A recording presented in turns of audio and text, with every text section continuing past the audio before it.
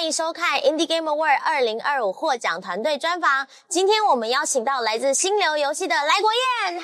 ，Hello， 大家好，我是来来。来，好可爱哦。好，那先跟大家介绍一下你自己，然后你在团队内负责的工作，顺便介绍一下你们的团队，还有你们的游戏 Bionic Bay。我们团队是成立于2020年，然后那个时候是我刚毕业，然后就跟志同道合的伙伴一起来做游戏，到现在已经差不多快要5年了。我是幻影寻迹的工程师，对，那我主要负责就是去写程式，然后去做一些像编辑器的东西。其实我从小就是一直想要去做游戏，然后刚好就碰到了一个机会，就是我现在的伙伴他在做一个很厉害的 project， 那时候刚起步，然后我就是加入进去，开了一家就是心流游戏这家公司，然后最后就是来开始去圆梦，这样子去完成这款游戏。所以当初那个契机，那个游戏就是 Bionic Bay 吗？对，就是 Bionic Bay 的雏形。对，它当初离现在已经算是差异非常大，但是它的那个交换机制到现在都是没有变过。哦，所以这个交换机制是从一开始就有这个东西。对，最早就是先有这个交换机制，然后才以这个交换机制为核心发展整个游戏这样。那你可以稍微介绍一下 Bionic Bay 是一个什么样子的游戏吗？ Bionic Bay 是一个2D 的跑酷游戏，那玩家在过程中会拿到一些各式各样的能力，那其中就包含刚刚有提到的交换机制，然后后面还有一些像是时间暂停，然后或者是整个游戏的重力场改变，然后借此玩家就可以用那些机制去破关，然后去找出一些隐藏的故事。那当初也是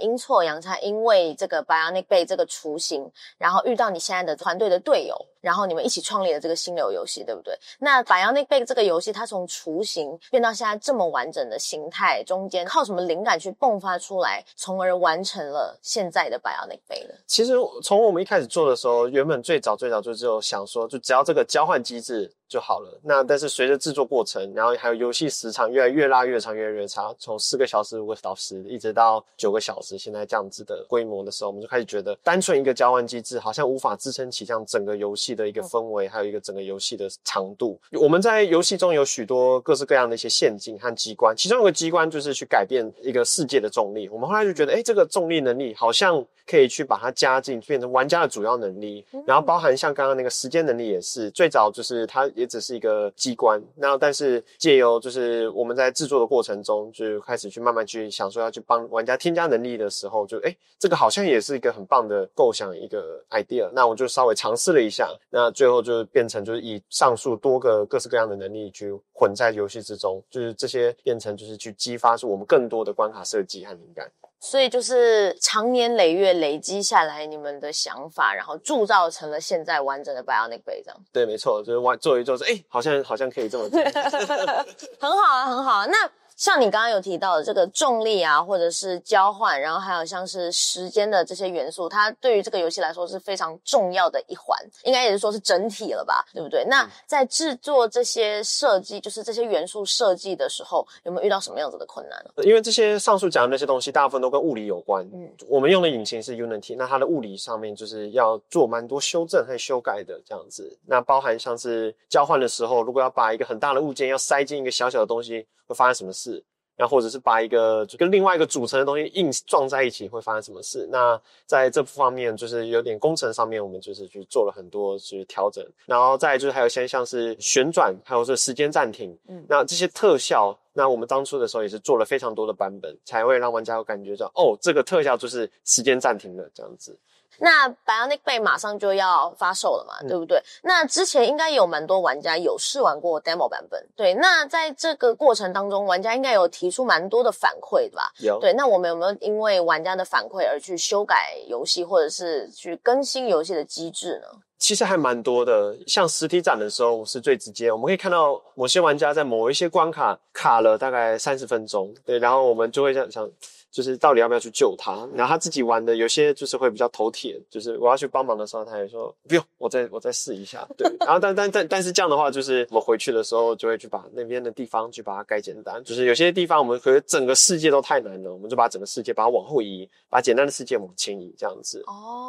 但其实也蛮多人对你们的们画的那个场景，他们都觉得非常的精致。那你们当初有做什么特殊的努力在这个美术上面吗？因为我们的美术是芬兰人，然后他本身是不会用 Unity 的，他在制作游戏的时候就是完全没有开到 Unity， 他的做法就是去画一个 Photoshop， 所以我们的游戏会很像一幅画，原因就是因为他是画完 Photoshop 之后，我们再把他的那个 Photoshop 几乎原封不动的去导入到我们的游戏里面，因为原本的游戏引擎并没有 Photoshop 很多一些功能这样子，所以我们在我们原生的游戏引擎上面再建了一层就是额外的编辑器，那个编辑器可以重现 Photoshop 大部分的功能，所以就等于是可以把那幅画完美的呈现在我们的游戏之中，所以我们的游戏它的那个美术才会看起来像是比较像是画，比较漂亮这样子。对，我有看过很多的评论说哇，美得像一幅画，原来是这个原因啊！因为我那时候在看你们团队的时候，是有看到是这个游戏是由心流游戏跟另外一家工作室一起开发，对对对，所以另外一家工作室就是那个美术，